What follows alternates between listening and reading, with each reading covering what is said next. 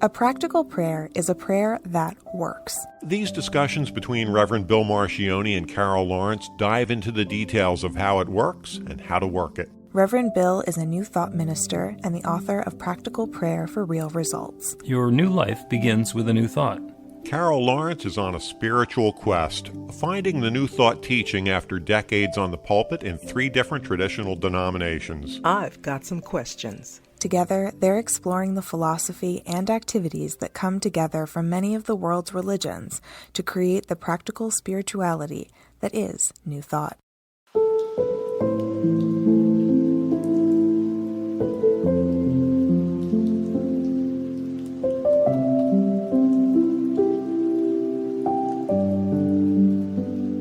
Welcome to the Practical Prayer Podcast. I'm Carol Lawrence, and I'm here with Reverend Bill Marchioni. And today we're going to talk about why Jesus did not do practical prayers, or Jesus did do practical prayers. We're going to unravel that, right? Yeah, we're going to unravel that a little bit. And it's interesting because, Jesus was our great way shower. I have absolutely no disagreement with the notion that Jesus was the Son of God. My difference comes in that I think everyone is the Son of God. Everything is the creation of God. So he's not our great exception, he's our great example. And throughout the New Testament, Jesus goes around doing really, really simple prayers. Somebody touches the hem of his garment, and he says, the healing is done. And other examples where he says something as simple as, Lazarus, rise. And this guy rises from the dead. And those seem so miraculous, and they seem so simple. And clearly, there are not the 5 or 7 steps in a practical prayer. But what we need to get back to is why we do the 5 or 7 steps in a practical prayer. Because at its core, practical prayer is no different than an affirmation, which is our ability to make a positive statement and release it into the creative law of the universe, and allow that creative power that creates everything to create this next new experience. So when we do a practical prayer, that's what we're doing.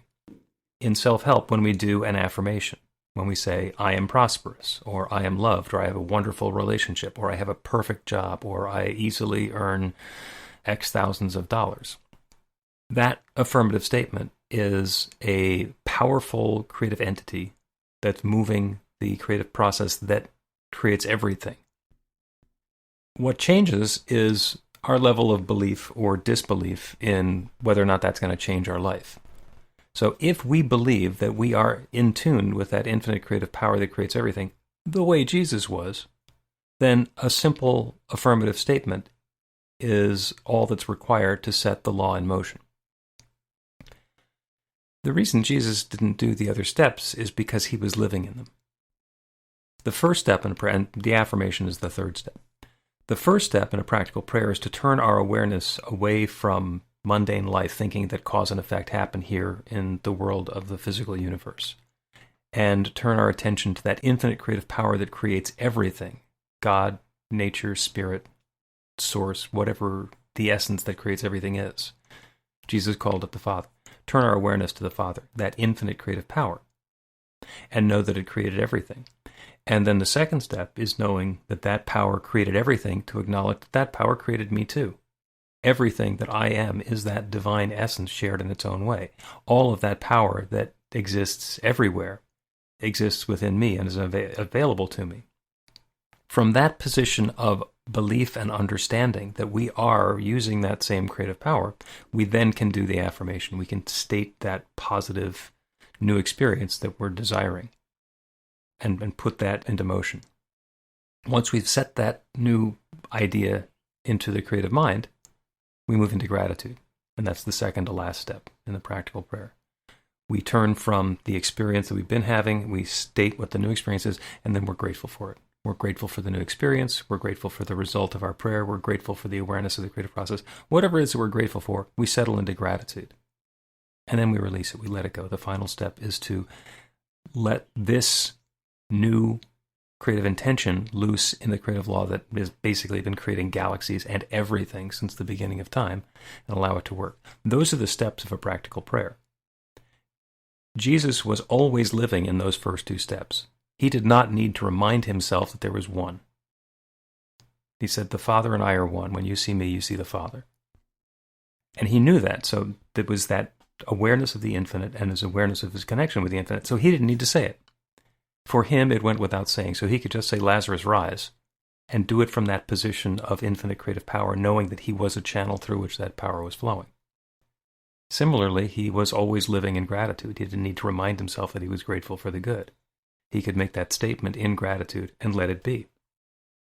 And he also knew that once he said something, because he was saying it with that authority, he didn't need to specifically release it or say that he was releasing it into the creative law of the universe, because he was always doing that. So he was always living in the midst of a prayer, and so he could simply make those affirmative statements, and then stuff would happen. We're not necessarily that attuned. When we are, we can do a single-step prayer, just like Jesus did. And there are times when I've been able to do that. Somebody asked me to pray for them for something, and it is so immediately obvious that that new possibility is open to them that I realize that that infinite creative power is already being activated. I just say, so it is. I do that affirmation with them, and I let it go. It doesn't happen very often, but every once in a while I can do that. Okay. I got a couple of things, but you already knew that, right? I packed a whole bunch into that. It was all 5 of the steps of practical prayer and a reference to what Jesus did instead. So go ahead. Absolutely. And it was incredible. I was making so many notes. And actually, what's really amazing about that is that I've taken your class twice. And every time you talk, I get more out of it. It becomes more and more clear. And I stopped beating up on myself because I couldn't get it. You know, I'm supposed to get this. But it is very different in that, and the big difference, and usually I'm hung up on the preparation part, but the really, really big difference is step 1 and step 2. Step 1, we tend to take for granted because there's this great, powerful, creative God out there, and nobody would dispute that, nobody, that creates galaxies, that creates everything, you know, the tiny little goldfish to the great big whale, you know, everything. So we're cool with that. But then when you get to step 2, and you're talking about me identifying with that one great power, that one creative source, that one infinite intelligence and infinite of whatever you need it to be. Now that's a little difficult, you know. Now, personally, I'm for it, because if you if you tell me I have something good and it's mine, I'm going with it. But that is a bit difficult, I think, a bit of a leap to think that I am one with this God. I can be close to this God. I can be in communication, however that works for me. But to be one is a leap. And I know it's right, but how do we get there? That, I think, might be the big, hairy challenge of New Thought and of doing practical prayer, is because in that second step, when we're acknowledging that the creative power that creates everything is within us, we are accepting the authority and the accountability for whatever shape our life is taking, and taking unquestionable responsibility for what we call bad is terrifying. You know, a lot of the people hear that and they turn to blame. Oh my God, it's my fault. My life is my fault. Everything that you say this illness is my fault. You say that this getting fired from my job is my fault. How dare you? What do you mean it's my fault? And we go into our ego, and it's our resistance to claiming that the infinite creative power that's creating everything has created this too, and it's created according to our belief, because we have the accountability for whatever it is we've created, even though simultaneously we have the authority to create something different. We can use that to say, oh, I'm less than, I'm unworthy, I'm a failure because I created this experience that I don't like, instead of using it as a guidance that we want to create something different. Got it. I got that. I've always believed in that accountability, so forth. But it's easy for us to claim responsibility for the negative in our life. It's pretty easy. I mean, if you set aside the devil, like that's just not even, you know, there is no devil. Not somebody good to blame. Yeah. Yeah, somebody. And so if anybody's listening that really, you know, needs the devil, just set it aside for a minute. And we don't really have a problem with saying, I screwed this up. It was me. I made some bad decisions. I mean, if you take your ego out the way, you can say, okay, I'm a jerk. I really did this. Well, you very casually said, if you take your ego out of the way. Yes. That's not so easy, but continue. No, it's not. But let's, we can do that because we could do that. It's comfortable to say, I'm a jerk. It was me. Right? Except for jerks, but keep going. Yeah, but, okay. But the real stretch is to say, I am good. God is good. I am good. And I can create something good. I can create something bad. I know how to do that, right? Because I've done it a lot. I'm speaking for me and a lot of other people. Yeah. But to say that I have the power to create good and it's my responsibility and I can do this, that's hard. That's hard. It takes a lot of practice and then when you do it, it's like, well, maybe that was a fluke. God really did it. It was a fluke. But you got to practice. You talk about heavy lifting. That's heavy lifting. That's a heavy lift. I'm going to disagree with one word. It's not responsibility. It's authority. We're not responsible for choosing something. We're just, we can. There's not a heavy weight upon our shoulders because we have to choose something, like we have to cure cancer or solve world hunger or end child abuse. We can. Perhaps we can. But we do not have to choose anything. We are creating our own life experience. We are free to choose whether we want to solve world hunger or just sell hot dogs at the beach. And then whatever choices we make, we're accountable for the way that those choices are impacting in the experience of our life. Mm. Okay. Yeah. There's some stuff in there too. It seems like every there's layers between layers or beneath layers. Because we're told that we're supposed to do good. You gotta figure out what the good is and then do that. So I would, because of a belief system, choose to take the track of world hunger as opposed to, selling hot dogs, where selling hot dogs might really make me happy. And I can meet more people and make them feel happier and all of that. And it's possible that selling hot dogs is going to bring more joy into the world than tilting at a windmill of solving world hunger. I don't know. Yeah. Maybe. Yeah. Maybe. But once you can see that, it's like everything is important. There's value in every choice. Not every choice. There's value. Oh, no, there's value in every choice. Sometimes it's by informing us, well, I never want to make that choice again. Yeah. I think I'm trying to get at the thing that you might think is little might be the way that Spirit does great big things to you, for you, and through you. You gave the example of selling hot dogs, and I thought about that. I always like to, in church, as a pastor, we would have the potluck dinners or whatever, and I always wanted to be in the serving line. I loved it, because I'm talking to people and, and there's laughing and, I'm just lighting up the place. And I got fired all the time. Like they would kick me out because it took too long. I took too long. I was holding up the line. But it was such fun and people were having fun. And so in those little service areas, that we choose to do, there's value in that too. But that's where Spirit works also, in a good way, in a big way, I think. Yep. And the word is serendipity, where you're not setting out to do something spectacular, but you wind up doing something spectacular even though you thought it was insignificant. Let's take a quick break and come back and talk about the Beverly Hillbillies. That should be fun. Okay. We'll be right back. I can't wait for this one. You can put practical prayer to work in your life, and Reverend Bill Marcioni can help. He is offering an online class that teaches you to create your own practical prayer in 5 weekly 1-hour sessions. The final hour brings your practical prayer together, anchored in live original music by a notable New Thought musician.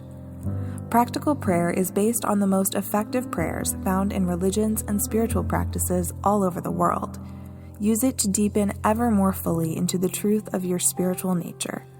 It's the core of a transformational spiritual practice that's simple, even if it's not always easy. Reverend Bill is also available for private spiritual counseling prayer sessions.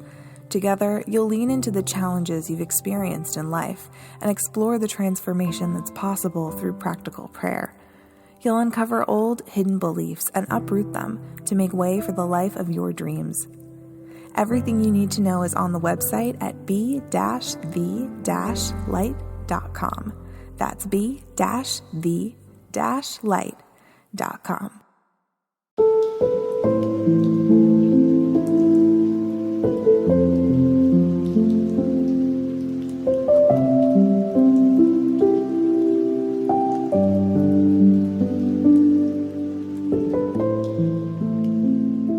Welcome back to the Practical Prayer Podcast. I'm Carol Lawrence. I'm here with Reverend Bill Marchioni, and we're going to continue to talk about Jesus and practical prayer. Did he do it? Did he not do it? How he did it? How, But what's this with the Beverly Hillbillies?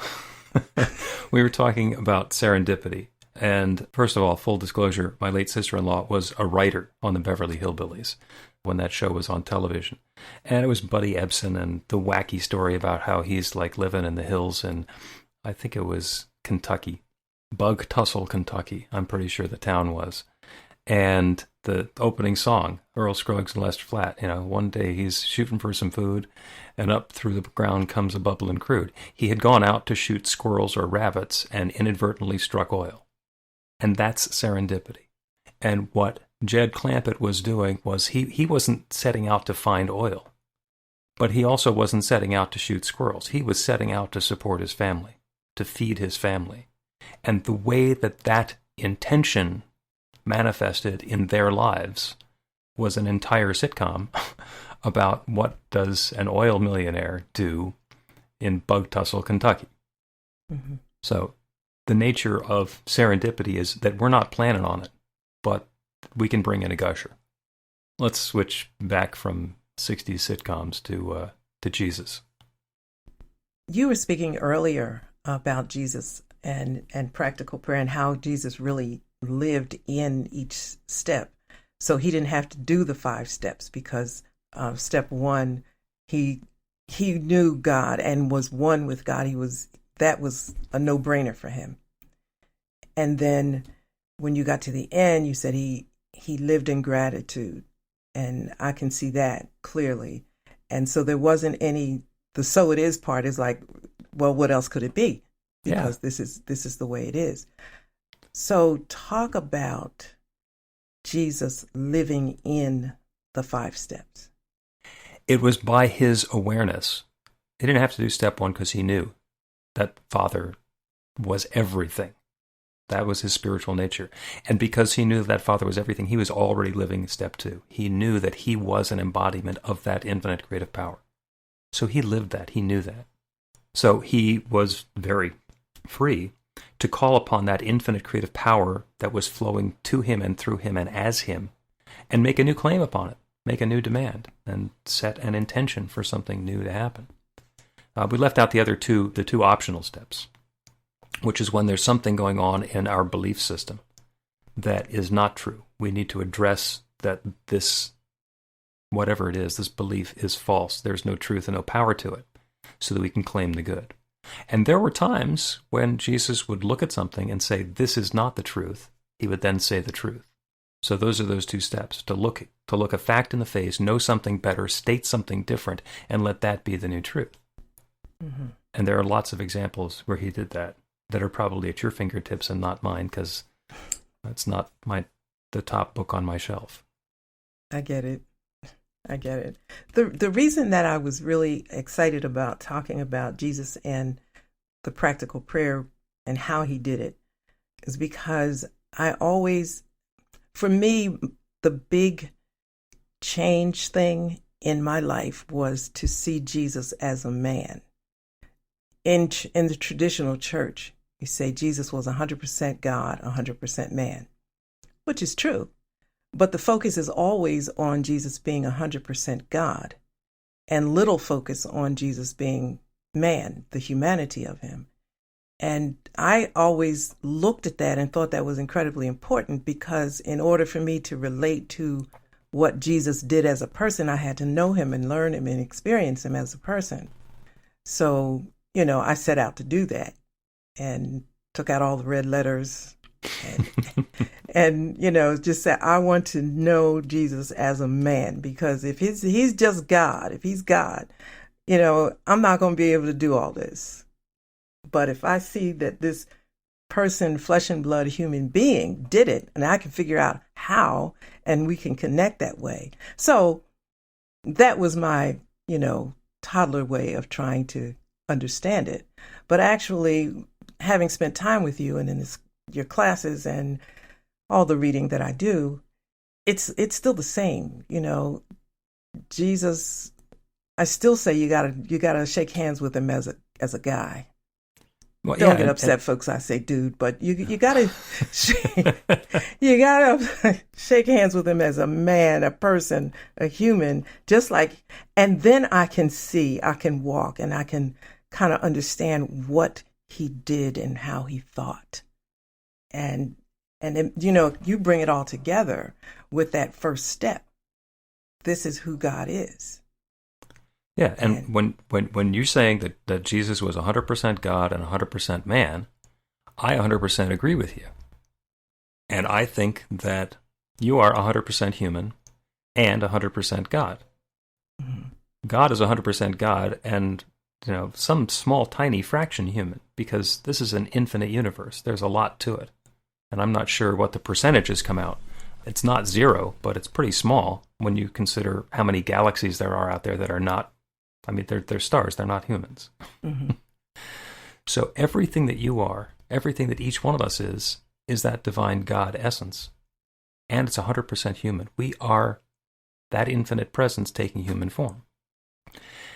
And just like with Jesus, I don't think there are two classifications of human. I don't think there's Jesus plus everyone else, all of the other billions of humans who have lived. That would be a nasty trick.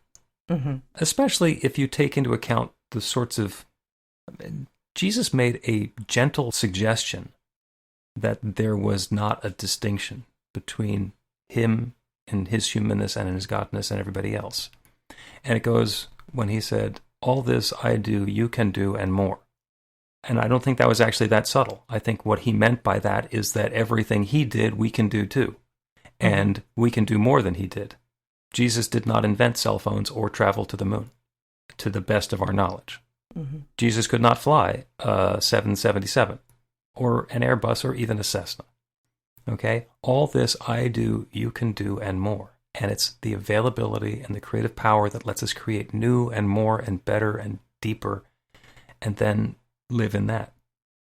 Mm-hmm. Are we going to live in that in a spiritual way, or are we going to live in that in a completely ego-based, pushing the pieces around in the physical universe way, where we're going to deny the spiritual nature of everything?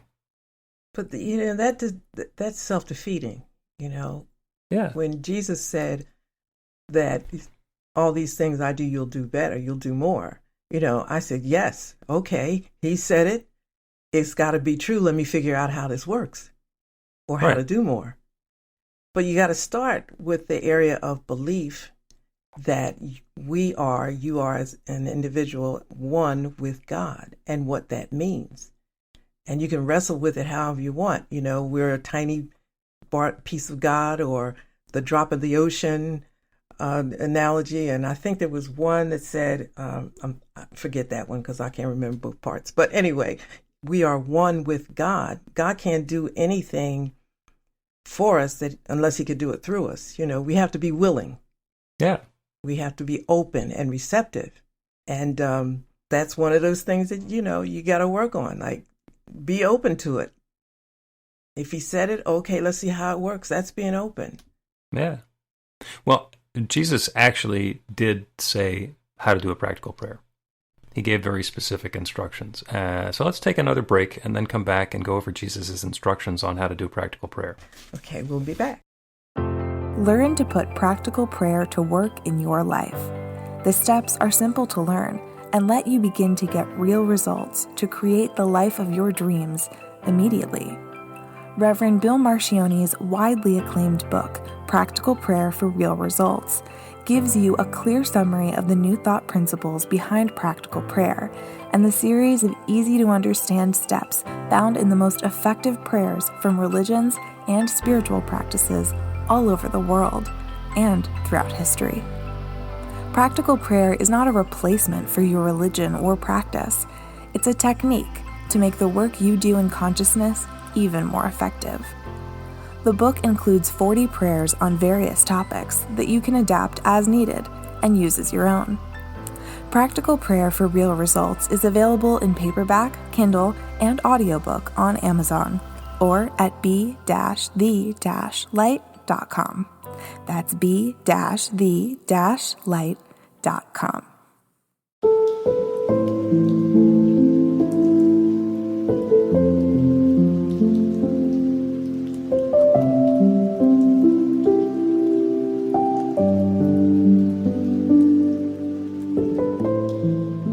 Welcome back to the Practical Prayer Podcast. I'm Carol Lawrence and Reverend Bill Marcione is right here. We're going to talk about Jesus' instructions in practical prayer. There was one specific part in the Bible, it was in the Sermon on the Mount, where Jesus told everybody how to do a practical prayer. And he set it up, again, really subtly. He said, "After this manner, therefore, pray." Pray like this. That's what he was saying. And then he said, "Our Father who art in heaven, hallowed be thy name." And what he did is he went through all of the steps of a practical prayer. And that was the time that he did it. And that was like a demonstration. He says, I've been saying stuff like Lazarus rise and Lazarus rises, and you guys are really amazed and you think it's a miracle and you don't know how it's done. Okay, I'm going to tell you the secret. This is what you guys do because you're not living in these first two steps and you don't have the belief that just by saying something you're creating a new experience. So here's how you do it without being Jesus. The first step is to turn our attention towards that infinite creative power. Our Father who art in heaven, hallowed be thy name. That's the first thing we do, is we turn our attention to the infinite. And the second thing that we want to do is understand, acknowledge, and accept that that infinite creative power is available to us as well. That power is within. Thy kingdom come, thy will be done on earth as it is in heaven. That means the same creative process that is unfolding always is unfolding through me, right here and now. And from those two steps, he was then in a position where he could claim his good. And the way he did that, he went to bread. Give us this day our daily bread.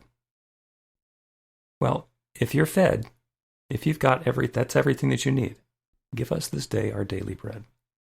And by the way, the Sermon on the Mount was the one where he did the loaves and fishes too. So there was some bread going on that day. And then he even went into the refutations, talking about the things that weren't true, denying what seemed like it wasn't true. Forgive us our trespasses as we forgive those who trespass against us. And deliver us from evil, which I think isn't actually a force, but an error. So wrong thinking. And then he claimed his good again. So what he did was those first steps. He did a couple of refutations and reaffirmations, which are the extra two, where we're overcoming a disbelief. For thine is the kingdom, the power, and the glory forever. Amen. And that's him turning to gratitude. He is accepting that all of this good from the infinite is available here and now. And the Aramaic word amen means, and so it is, in English. So that was his release step. So he actually did that, and he did that by telling us how we could do what he was doing without necessarily being as 100% tuned in as he was. The really interesting thing about the Lord's Prayer is what he said right before the Lord's Prayer, because he explained how it worked. And he did it by, quite frankly, by dissing people who were doing it in ways that he thought were unproductive. He said, don't go praying out loud on the street corners like the hypocrites who want to be heard, who want to make a big show about the fact that they're praying. He said, go into your closet, just you and the Father, go within. And it's not necessarily a closet. It's not like you go in and close the door and turn the light switch out. That's go within. Go into the quiet within you. Turn away from everything else and open yourself up to that infinite creative power. And then believe that you have it and ask for what it is that you are seeking. And not ask as, please give this to me, but ask as in put that demand into that creative power of the universe and allow the channel to open to bring that good in. And he says, because that infinite creative power within that's hearing you knows what you need before you ask, but you have to ask. It knows what you need because it is you. It is each of us. That understanding, that knowledge, that awareness is available. And what he's saying is that creative power is available at an instant. It knows what you need. It's ready. It's prepared. As soon as you open the channel, that good flows in through the channel. Mm-hmm. But you have to ask. Because if we're getting good that we didn't ask for, that we don't want, we don't perceive it as good. Yes. When I want to have loving relationships, then I open myself up to that, and all sorts of people come out of the woodwork to love me. But if I want to be left alone, then that's a punishment. So I need to understand what it is that I'm inviting, what it is that I want to have in my experience, so that I can either have solitude or a crowd of people loving on me, and either way have that be what's fulfilling and satisfying and enriching my life. Yeah, I see that. I see that. There was one other thing that he said. Do not pray by vain repetition as the heathens do. And what he meant was, don't do the prayer for the sake of doing the prayer. Do the prayer because you want to create a new experience in your life. You're not doing a prayer to get God points. We are not here to impress the infinite. We are not here to earn our way out of jail. We are here as co-creative partners in this endeavor of life. And the prayers that we're doing, we should not try and do the same thing, the same prayer over and over again. In fact, we can't. We're on a rock that's sailing through the space at 25,000 miles an hour. So even if you say the same prayer twice in a row, you're older, you're in a different place, and the world has changed somehow, even if it seems to you like you're doing the same prayer again. So don't intentionally do the same prayer again. Follow the instructions that are provided to us on the shampoo bottle. Lather, rinse, repeat. Lather, rinse, repeat. Yep. Okay. And for the closing prayer, as our practical prayer today, at the risk of vain repetition, actually, would you say the Lord's Prayer for us with deep intentional meaning, as though you're acknowledging that these are the steps of a practical prayer? I can recite it. Okay. Okay. And we listening can believe it. Our Father, who art in heaven, hallowed be thy name. Thy kingdom come. Thy will be done on earth as it is in heaven. Give us this day our daily bread. And forgive us our debts as we forgive our debtors. Lead us not into temptation. Deliver us from evil, for thine is the kingdom, the power, and the glory forever. Amen. And so it is. And so it is. And now our challenge is to say the Lord's Prayer without being a vain repetition. Let it be something new. So then you don't you don't just repeat the Lord's Prayer, because that would be the vain repetition. Is that what you're saying? Yeah. Let it mean something new. Let it mean something powerful. Let it be transformative and change. This is not something that you do as a placeholder. Feel it. And if you do that, you're going to change the words, because that's what I do. You are welcome to change the words. Yeah, I mean, you fill it in with all that means. Give us this day our gluten-free crackers. I mean, whatever.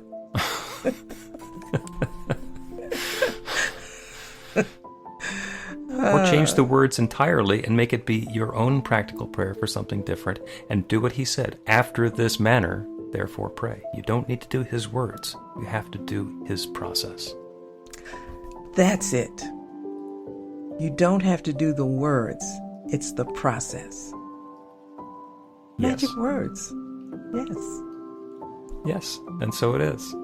And so it is. I know if I keep poking you, the magic will come out.